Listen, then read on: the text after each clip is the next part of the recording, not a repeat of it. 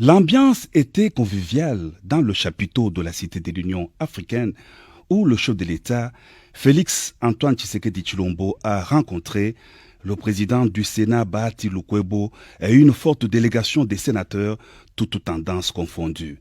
La situation sécuritaire dans l'est du pays, principalement au nord Kivu et à Ituri, les deux provinces en état de siège, était évoquée au cours des échanges. Le chef de l'État a réitéré sa détermination dans la recherche de voies et moyens de restaurer la paix et la stabilité dans cette partie du pays. Il se met aussi à l'écoute des élus du peuple, eux qui sont proches de la population. Ma détermination reste sans faille, quelle que soit la direction que prendra les événements. Donc, c'est-à-dire on maintient l'état de siège ou on le transforme en autre chose, peu importe, je suis à votre écoute. Comme je l'ai été d'ailleurs au moment où nous avons pris la décision d'instaurer cet état de siège. Et je l'ai promis, je vais, dans les jours qui viennent, réunir un parterre de représentants du peuple d'Ituri au Sénat, à l'Assemblée nationale et même au gouvernement, ensemble avec les officiers supérieurs de l'armée ainsi que d'autres autorités pour voir ensemble ce que nous pouvons donner comme suite à cet état de siège. Car chaque jour qui passe et qui compte son lot de morts, d'innocents, qu'on tue comme ça par une violence gratuite, c'est pour moi un jour de torture à chaque fois.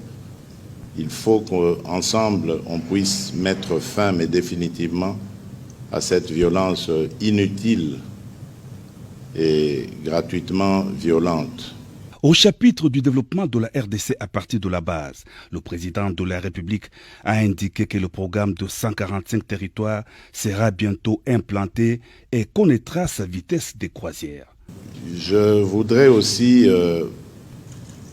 attirer votre attention sur le programme des 145 territoires.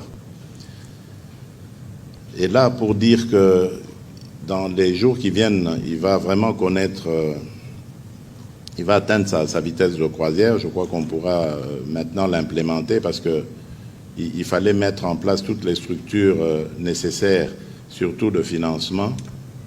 Je compte sur vous, représentants du peuple, pour l'accompagnement d'abord de ce programme. Par accompagnement, j'entends sa matérialisation. Il faudrait que, ensemble avec les élus locaux, vous puissiez veiller à ce que tout se passe sans encombre, qu'on n'ait pas de dégâts du genre détournement de fonds ou ralentissement des travaux, parce que je souhaiterais vraiment que